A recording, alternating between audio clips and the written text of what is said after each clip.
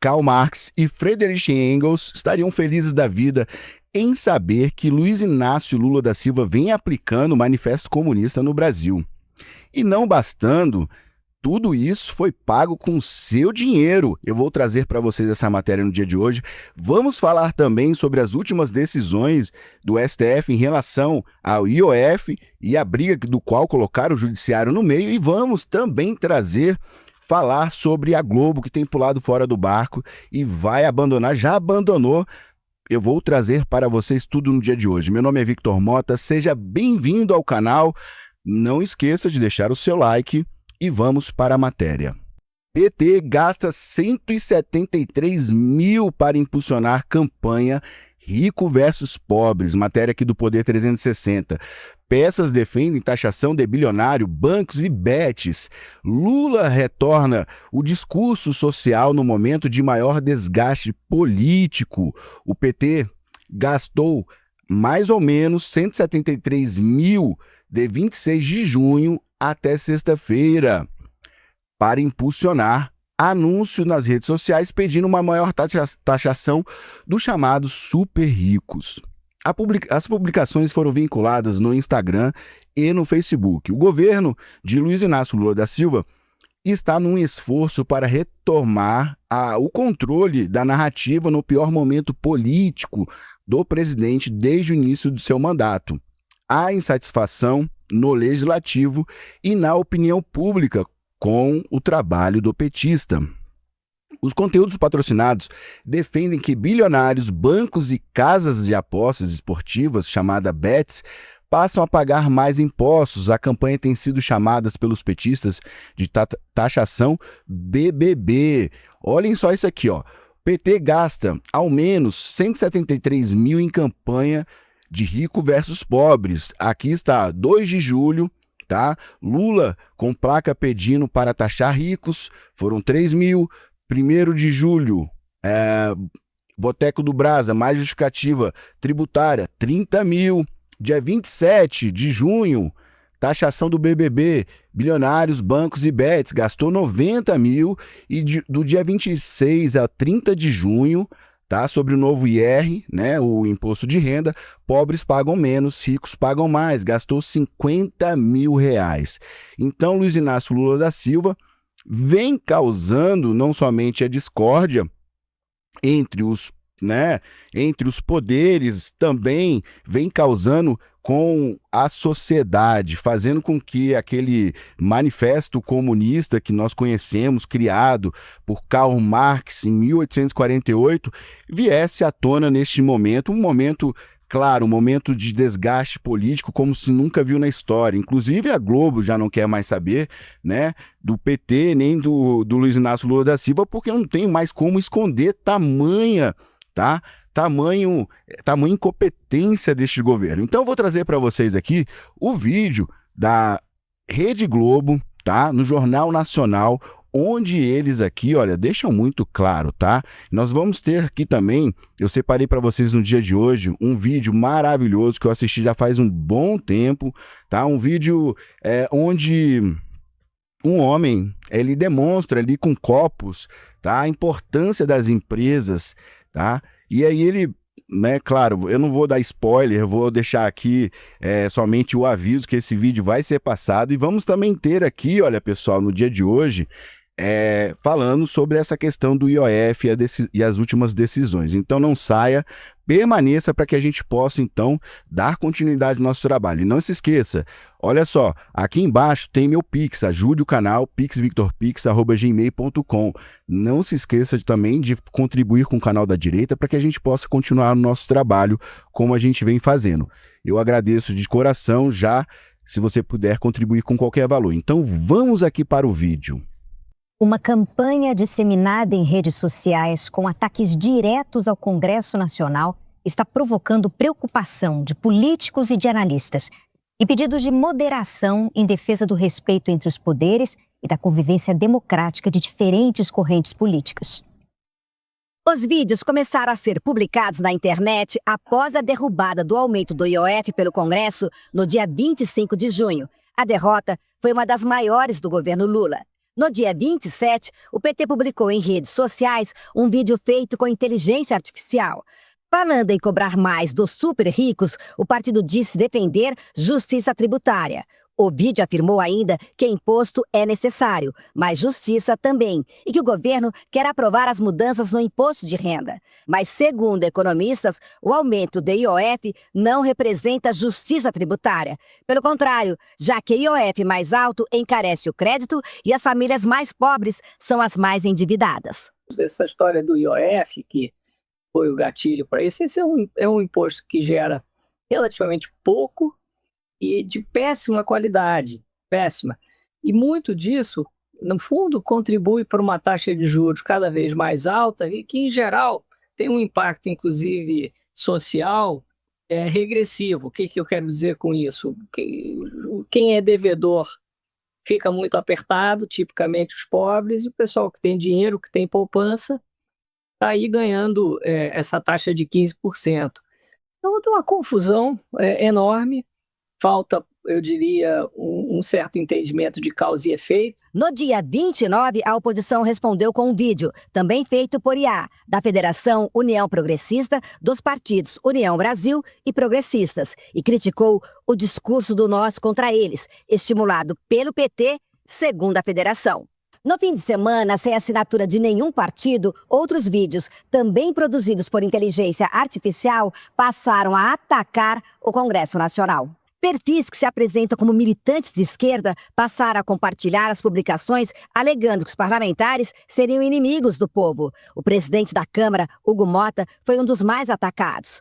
Na segunda-feira, dia 30, o PT divulgou um segundo vídeo do partido, falando em rachar a conta do jeito certo, com super ricos pagando mais. No mesmo dia, numa rede social, o presidente da Câmara, Hugo Mota, reagiu aos ataques, que estariam estimulando uma polarização social. Quem alimenta o nós contra eles acaba governando contra todos. A Câmara dos Deputados, com 383 votos, de deputados de esquerda, de direita, decidiu derrubar um aumento de imposto sobre o IOF, um imposto que afeta toda a cadeia econômica. A polarização política no Brasil tem cansado muita gente e agora querem criar a polarização social. O capitão que vê o barco indo em direção ao iceberg e não avisa, não é leal, é cúmplice. E nós avisamos ao governo que essa matéria do IOF teria muita dificuldade de ser aprovada no parlamento. O presidente de qualquer poder não pode servir a um partido, ele tem que servir ao seu país. Ontem, também numa rede social, a ministra de Relações Institucionais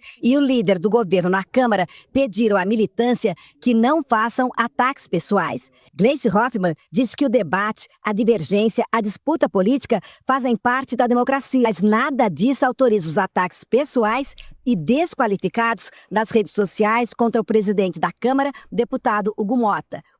Vamos fazer uma pausa aqui nesse momento. Eu acabei de trazer uma matéria onde a gente tem ali discriminado todos os valores que o PT gastou, como é que ela repudia, se o próprio partido gastou o valor para disseminar justamente, né, esse discurso de ódio, tá? Colocando classes contra as outras. Inclusive, ficou bem claro, vou trazer aqui para vocês, olha, nesse momento, olha aqui, ó, essa foi uma das postagens, ela diz que o retrocesso, tá, é a classe ali que tem poder aquisitivo mais alto, tá, são empregadores, são empresas, bancos, enfim, e coloca como avanço, tá, a classe operária, fazendo um discurso, tá, totalmente, uma narrativa totalmente comunista, como, né, eu trouxe para vocês aí no início do nosso editorial, né, o Manifesto Comunista, é exatamente isso, né, a guerra entre ali empregador e proletariado, é exatamente isso que eles estão criando, fora, né, que eles tentaram fazer com que a população fosse contra o Congresso, né? Atacando o Hugo Mota ali de forma muito clara, tá? E bem objetiva pela decisão do Hugo Mota não ter deixado passar, tá? E o Congresso não permitiu que passasse esse aumento de IOF, uma vez que ele tem a finalidade de ser um imposto, tá? regulatório e não arrecadatório. E isso, né, a gente está vendo que a Globo, inclusive, está trazendo essa matéria, tá? E eu peguei a mentira para vocês verem que o PT, ele é mentiroso. Gleisi Hoffmann disse que repudia algo que eles estão pagando para disseminar. Então está aqui prova clara, tá, da sua mentira. Eu trouxe uma matéria falando aqui, discriminei todos os valores. Então vamos voltar aqui novamente para esta matéria da Rede Globo e que deixa isso muito bem claro para todos nós. O que repudiou? José Guimarães disse que o presidente Hugo Motta, como qualquer representante em uma democracia plena, tem o direito de defender suas convicções e que a luta do partido não se dirige contra indivíduos, mas em favor de princípios e propostas.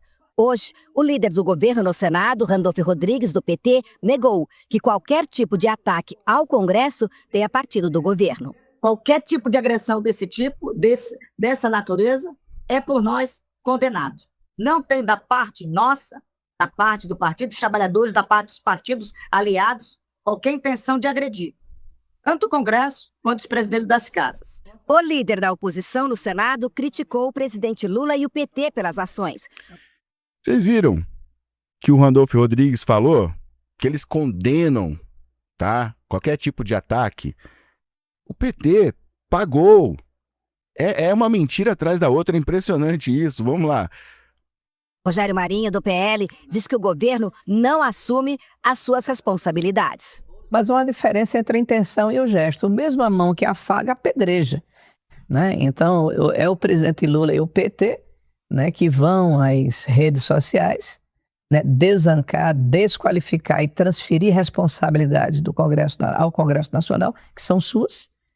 É este mesmo governo que quer se sentar na mesa de negociação e pedir, né, que haja bom senso de quem não deu causa. O líder da oposição na Câmara, deputado Zucco, do PL, criticou a campanha do PT e do governo. O que o Partido dos Trabalhadores, o PT, está fazendo nas redes sociais é muito grave. Está usando inteligência artificial, dinheiro público e uma rede profissional de influenciadores está tentando dividir o Brasil entre ricos e pobres, colocando a culpa de tudo em quem produz, investe e gera empregos. Onde vamos parar com essa escalada de radicalismo? O Brasil precisa de paz, de equilíbrio, de responsabilidade e não de um governo que instiga confronto social para tentar impor sua agenda fracassada. Não tem o que falar, né? A gente não tem o que falar sobre isso. Os fatos aí, eles comprovam que o que eles vêm fazendo é criar, tá, uma discórdia, uma luta entre as classes. Já uma vez que o Brasil encontra-se em um momento, acho que não se encontra nesse momento tão tenso, tá? Já tem algumas décadas que o Brasil não se encontra em uma polarização, tá, política, e também agora eles estão incentivando a polarização social. E isso é gravíssimo, porque nós sabemos e entendemos que as empresas, elas são as que fornecem, tá, ao país o sustento, elas dão emprego para as pessoas, né? E as pessoas necessitam desses empregos para poder se manter. E eu encontrei um vídeo maravilhoso que explica muito bem como as empresas, tá? E como também, né, as classes sociais mais altas, elas são importantes dentro de uma sociedade. Por que o Brasil é um país pobre? O Brasil tem 203 milhões de habitantes. Deles, 20, 40, 56 estão no Bolsa Família. 20 com 19, 39 são aposentados e pensionistas, e metadinha aqui, 10 com aquele 1 que sobrou, 11 são funcionários públicos. Então, esse pessoal recebe imposto e esses daqui pagam. Mas aqui você tem crianças, pessoas desempregadas, etc., que não necessariamente estão trabalhando, são produtivas, etc. Se você pegar só as empresas que não são MEIs, que são as empresas que geram emprego, você tem 7 milhões. Então, essas pessoas geram empregos para essas pessoas pagarem imposto para essas pessoas. E o que o Brasil faz é tratar esse cara aqui como vilão. Esse cara é o problema e a gente precisa se livrar dele. E aí vai ficar bom. Se você entende que aquele cara ali não é o problema, ele é a solução, então provavelmente você é um libertário e você devia seguir a gente aí. Vocês viram que fantástica essa demonstração? Fantástica, né? Ele demonstra ali como as empresas, além de sustentarem aquelas outras, né, aquele outro grupo de pessoas que encontram-se ali pagando impostos, além dela pagar imposto, ela ainda sustenta aquele grupo que paga impostos para aqueles que são recebedores dos impostos. Ou seja, as empresas, elas têm um papel importantíssimo, tá? Importantíssimo na nossa sociedade, e elas são vistas pelo PT e pela esquerda como se fossem um problema, só que elas são a solução.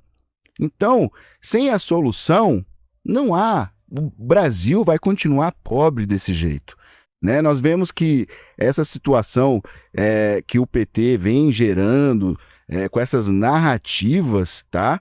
É justamente para fazer com que a população continue pobre, pois assim eles terão, tá, argumentos para suas campanhas políticas. É porque eles precisam deste argumento, pobreza, como eu já falei outro dia, pobreza e fome. Isso aí é o alimento para o discurso petista e esquerdista. Enquanto houver, né, pessoas pobres nesse país, houver fome, isso para eles vai ser o combustível para se manter no poder. Porque essas pessoas, elas encontram-se em situações, muitas das vezes, sem ter acesso a informações das quais são necessárias, né? Como, por exemplo, nós hoje entendemos que a população que tem acesso à informação, e o próprio Lula já falou isso outra vez, elas não votam mais nesses partidos, porque elas já entenderam que a narrativa deles é completamente mentirosa.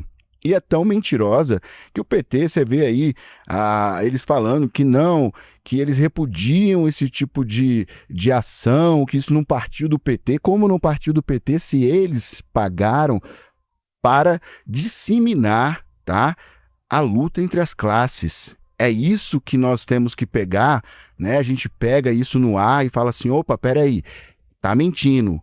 A gente prova que é mentira para você. E tá mais do que provado, tá?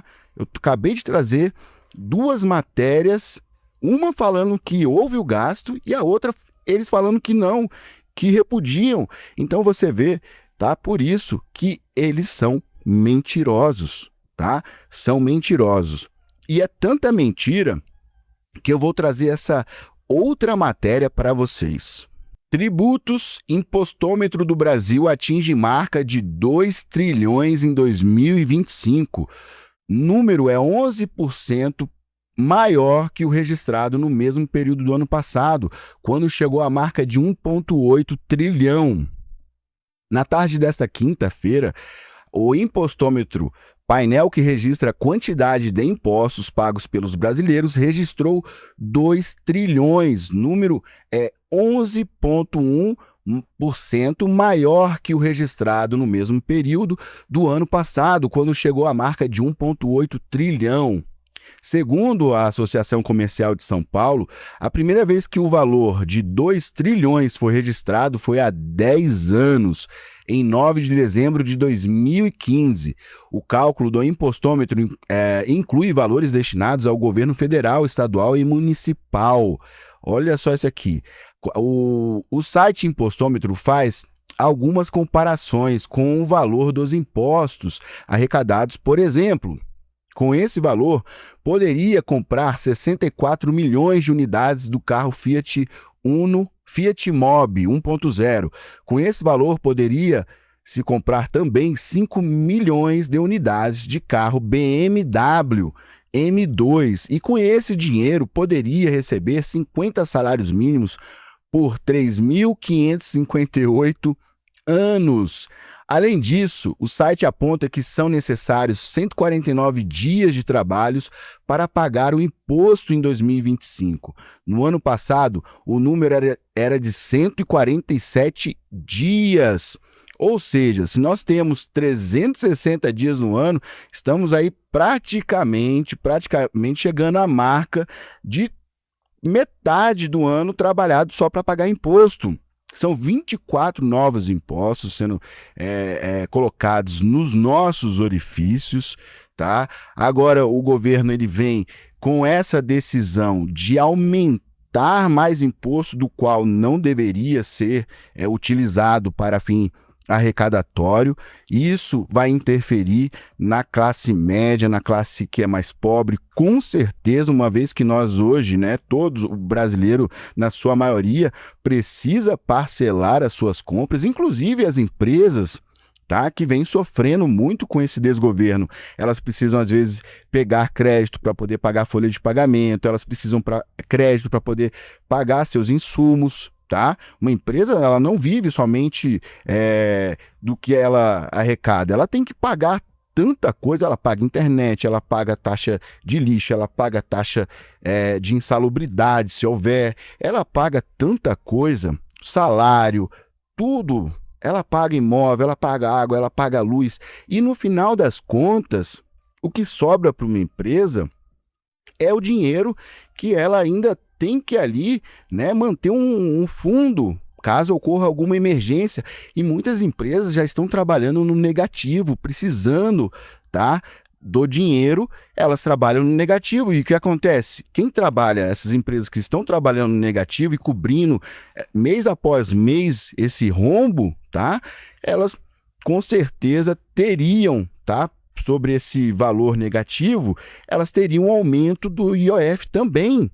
Então, vejam só, o aumento ele é significativo em diversas áreas, mas ele vai atingir quem está na ponta, tá? É o trabalhador que precisa ali, mês a mês, comprar ali seu alimento, fazer seus parcelamentos, e não vai poder, porque cada vez mais se torna mais difícil, inclusive parcelar, ou até mesmo, né, quem tem fundo, aí quem tem um dinheirinho aplicado também, vai ficar ali sendo consumido mais e mais impostos. Isso, o governo, ele tem agido de forma irresponsável. Agora, a irresponsabilidade, ela foi muito maior quando eles decidiram aplicar, né, esse manifesto comunista, tá, em suas ações. Porque a gente está com um Brasil que está completamente, tá? Completamente destruído no que se fala em relação à economia, tá? E eu vou trazer para vocês agora também uma situação em que a gente vai mostrar aqui, tá? Como anda, tá, o governo de Luiz Inácio Lula da Silva. Vejam só isso aqui. Governo do presidente Lula. Vamos ver os números. 59,2% dos entrevistados não aprovam o governo. 36,3% aprovam. Não sabem, não responderam, 4,5%. A pesquisa também mostrou um cenário para o primeiro turno nas eleições presidenciais de 2026 entre o atual presidente Lula e o governador de São Paulo, Tarcísio de Freitas. Lula aparece com 28,2%, Tarcísio 26,3%. Ninguém, branco ou nulo, 19,3%. Ciro Gomes tem 14,4%. Ronaldo Caiado aparece com 6%. Não sabem, não responderam ou indecisos, 5,8%. A pesquisa futura mostra que o governador de São Paulo, Tarcísio de Freitas, venceria o atual presidente Lula na disputa presidencial em um eventual segundo turno. A diferença seria de 11,6 pontos percentuais. Segundo... Bom, vocês viram aí, né, que essa pesquisa aqui, eu não confio nela, tá? Mas mostra o segundo turno, se fosse o caso, Tarcísio, com 11 pontos percentuais acima do Lula.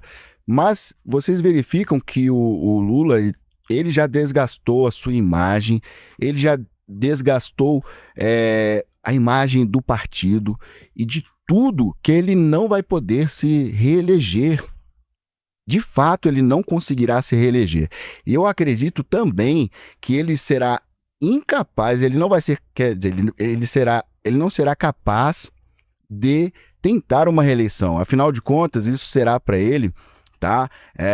Uma grande derrota, ele não vai querer passar essa vergonha. Então, eu acredito que não virá novamente, Luiz Inácio Lula da Silva não virá novamente nessas eleições, porque seria seu último mandato. Então, ele não vai querer passar essa vergonha, tá?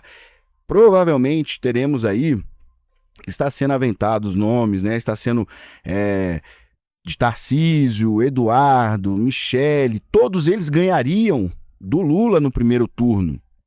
Essas pesquisas que têm sido feitas ultimamente, recentemente, mostram, tá? Todos os três, Michele, Tarcísio e Eduardo, na frente. Eu acredito, eu acho, tá? Tarcísio muito fleumático. A gente precisa de um sanguíneo. O Eduardo, para mim, seria a melhor opção, tá? Até porque o Eduardo, ele tem uma pegada diferente. Ele tem mais sangue no olho, ele tem uma questão de não abrir as pernas também para o STF, tá? A gente sabe muito bem que o Tarcísio já tem outro comportamento em relação ao STF. Inclusive, o Tarcísio estava agora no Gilmar Palusa. Ele fez uma participação no Gilmar Palusa. Eu vou trazer para vocês essa matéria também no dia de hoje. Eu nem ia trazer não, mas eu vou colocá-la aqui. Então, o Tarcísio participou. Então, ele tem uma influência ali com alguns ministros do STF. E nós, tá, da direita, já entendemos, tá, que o Tarcísio, ele é aquele candidato da Faria Lima, aquele candidato que tem ali o sistema, né, olhado com muito bons olhos, porque ele tem essa entrada ali no STF.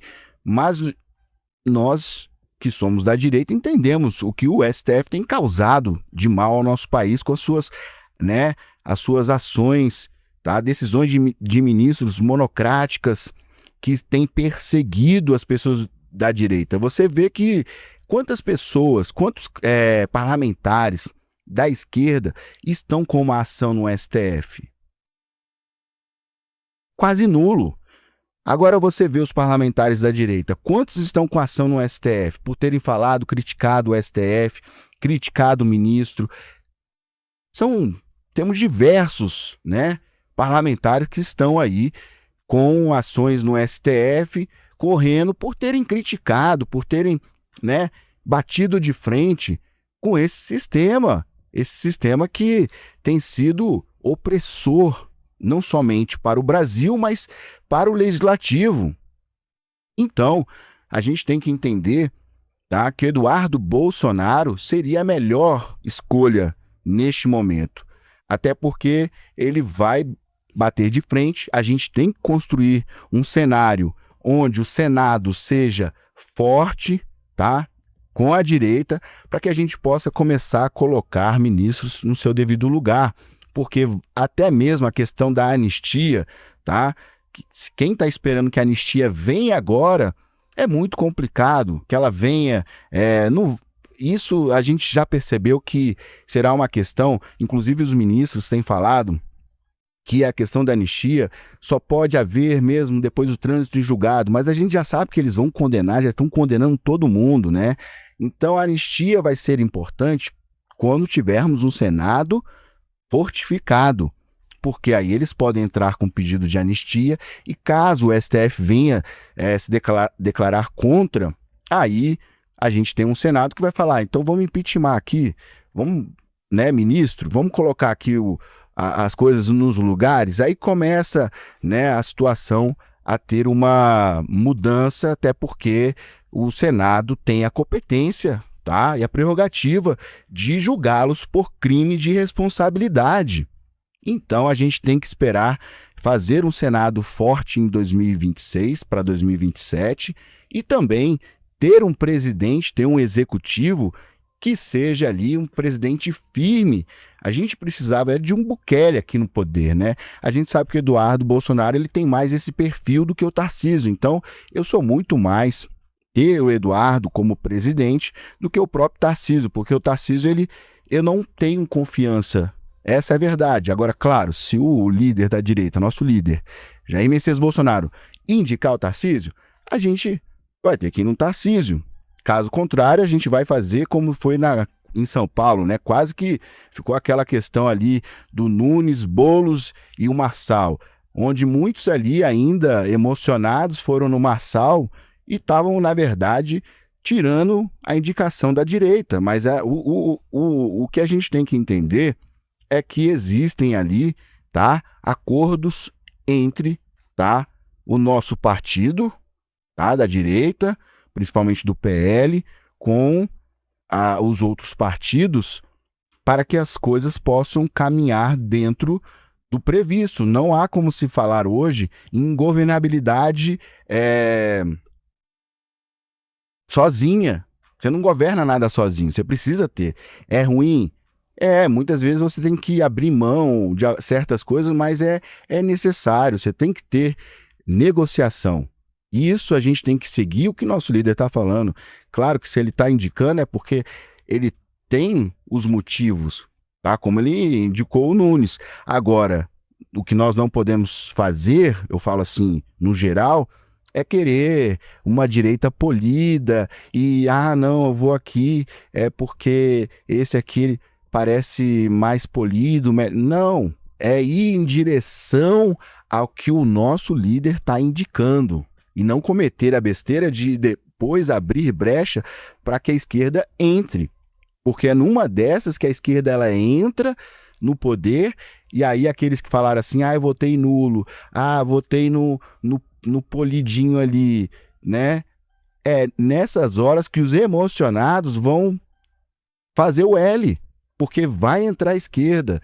A gente tem que ter nosso foco direcionado para um candidato da direita apenas. E isso é muito importante, porque somente desta forma que a gente vai conseguir vencer. Se a gente começar a dividir votos, começar a se dividir na direita, vamos fazer o L. Quer dizer, vocês, aqueles que decidiram fazer essa repartição da direita, vão fazer o L. Vocês podem ter certeza disso. A gente tem que tomar muito cuidado com isso. Agora, verifiquem só essa outra matéria. Olhem bem isso aqui, ó. Governo se anima com pesquisas após investir em ricos versus pobres. Olha isso aqui, ó. Ministros de Lula exibem nos bastidores pesquisas internas de bancos apontando suposta melhora da avaliação do governo após crise do IOF.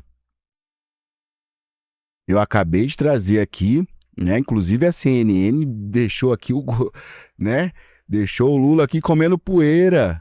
Isso aqui, olha, são os ministros do Lula, é o PT. Eles mentindo, ó. Olha só essa matéria. Se publicamente condenam os ataques da esquerda a Hugo Mota, nos bastidores, ministros de Lula têm comemorado suposta melhora na avaliação do governo após derrota do IOF. Vejam só. Nos últimos dias, ministros de Lula enviaram à coluna Trackings, pesquisas internas que não são registradas oficialmente, de bancos apontando melhora na aprovação do governo Lula.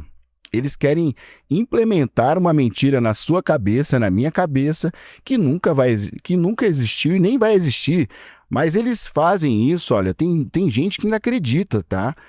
Para auxiliares presidenciais, essa melhora seria resultado da retórica do rico versus pobres, adotada pelo governo e pelo PT, com o aval de Lula, após a derrubada do decreto do IOF pelo Congresso Nacional.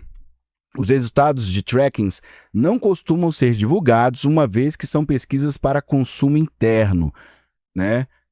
Eles acreditam na própria mentira, né? Desde a derrubada do IOF, nenhum instituto divulgou publicamente levantamento sobre a avaliação do governo. Então, pessoal, olha só, eles comemoram a própria mentira, eles vivem da mentira, eles se alimentam da mentira o tempo inteiro, tá? O tempo inteiro. O que torna esse governo, mais uma vez, a gente entende que esse governo, que o PT acabou, tá? Acabou, ele derreteu, tá bom?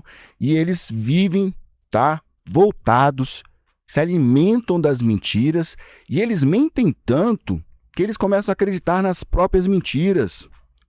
Esse é o grande negócio deles, né?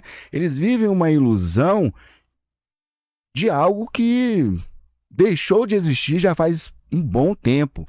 A gente vê diversos veículos de comunicação, a velha mídia, falando, olha, não tem mais como a gente não mostrar os erros do governo se eles mesmos erram o tempo inteiro. É praticamente isso que a gente escuta deles, tá?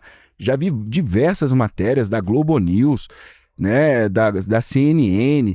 Antes, eles tentavam de todas as formas, né, segurar ali, fazer com que a população não visse o governo com maus olhos. Hoje em dia não tem como, eles mesmos falam, não acredito que vocês estão fazendo isso.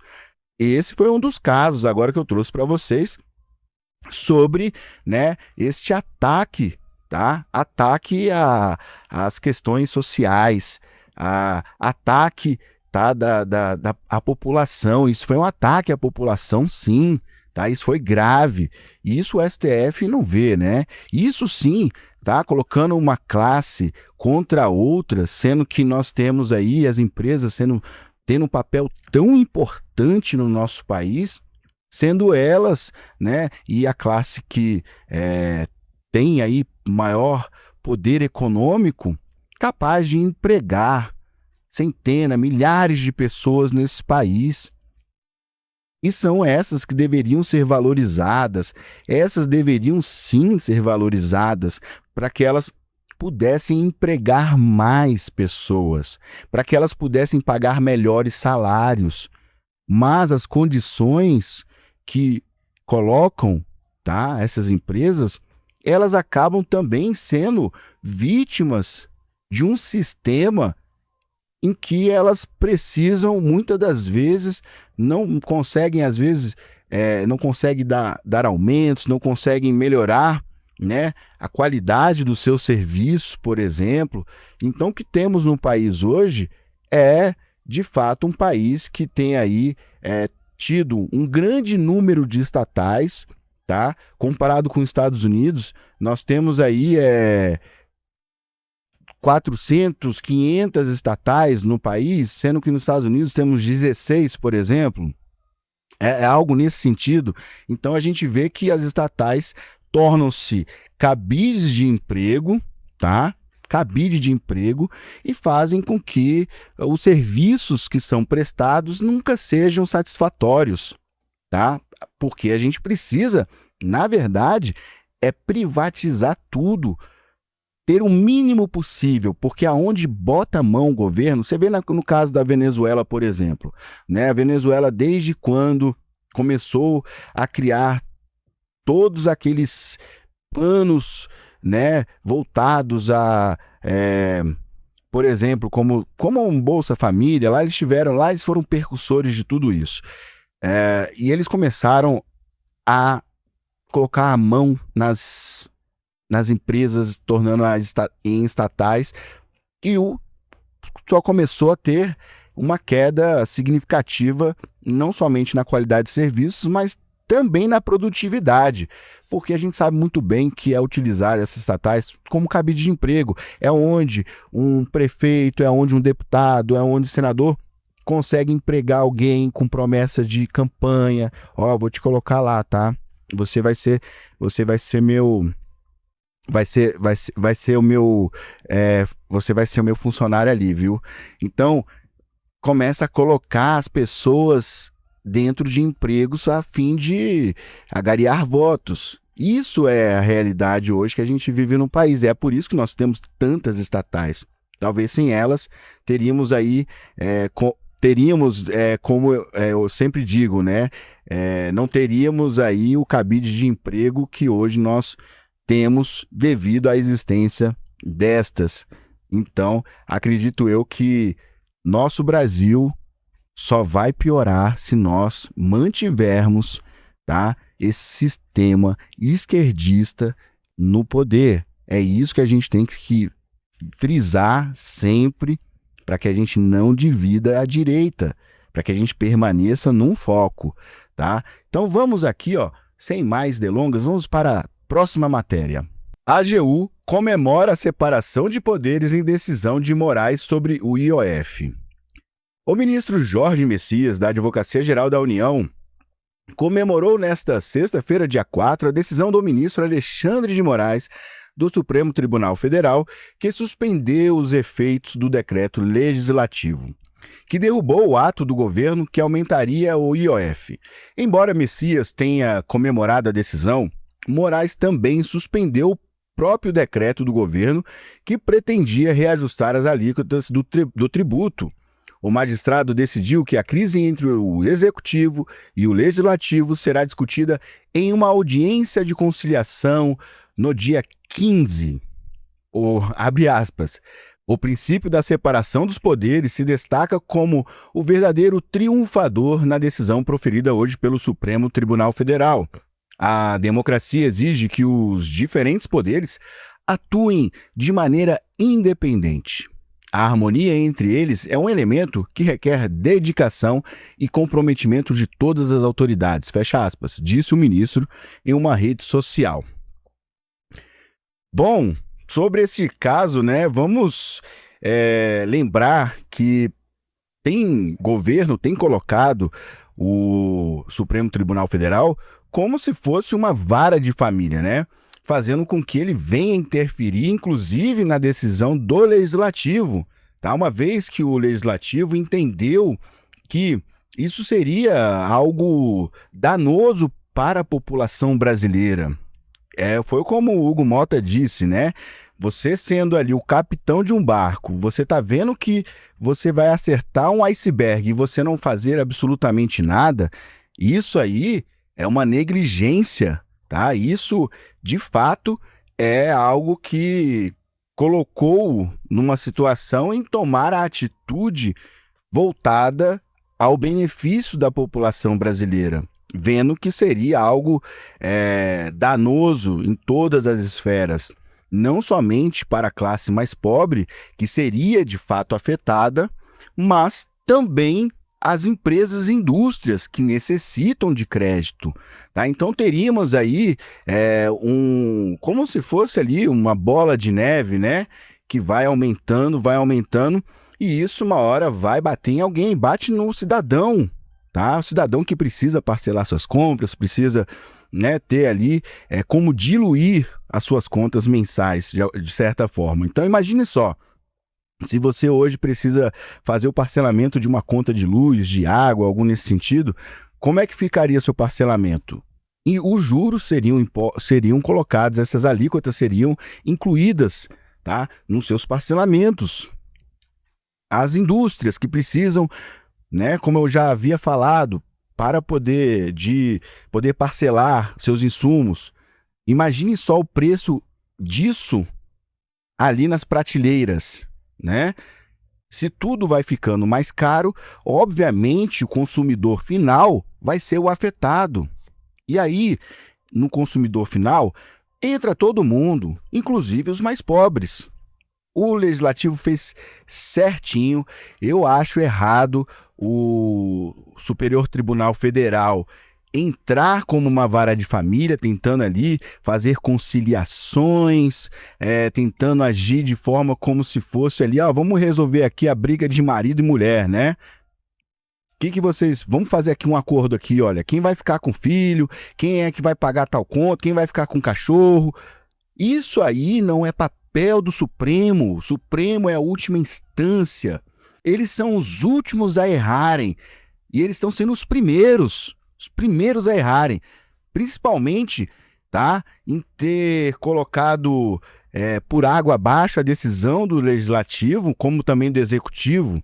Eles jamais poderiam ter feito isso, tá? A gente tem que entender, mas isso foi bom, que eles vão fazer agora uma conciliação. Não, isso é péssimo, isso é errado. Eles devem apenas agir sobre as questões de constitucionalidade. Eles devem agir protegendo a nossa Constituição e não sendo, tá, um órgão conciliador entre poderes. Eles não têm esse papel nem na Constituição, tá? Então, mais uma vez o STF vem tomando atitudes, tá? O Alexandre de Moraes também monocrática, tá? Invadindo poderes e fazendo com que cada vez mais abra uma jurisprudência para que eles possam começar agora serem os donos da verdade, os donos de tudo. Eles podem invadir um poder, dizer, ó, tá aqui, ó, não, isso aqui não vai entrar. Você desaprovou isso do governo, você não poderia ter desaprovado. Como assim? Se o legislativo, ele responde por cada cidadão, porque nós colocamos eles no poder, né, para que eles pudessem nos representar.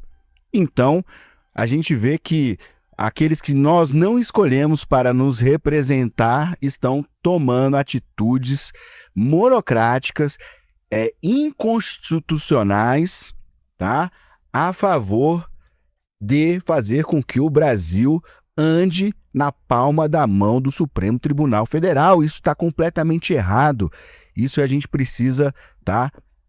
A gente não pode aplaudir e a gente tem que repudiar essa atitude também do Supremo ter se metido nesta briga. Não tem aquela famosa frase, em briga de marido e mulher não se mete a colher? Então, serviria para eles essa frase aí, bem popular, porque não podemos admitir o Supremo Tribunal Federal tomar qualquer que seja partido ou se vir querer se mostrar um órgão conciliador, porque o papel deles não é esse. E se você gostou da matéria do dia de hoje, deixa seu comentário aqui, me diga o que você acha do Supremo estar tomando essa atitude. Você acha correto? Você acha que tem sido benéfico eles virem como conciliadores ou você acha que eles estão metendo a colher aí onde eles não devem? Me diga aqui embaixo, tá? Não esqueça de deixar seu like e a gente se vê em breve. Obrigado.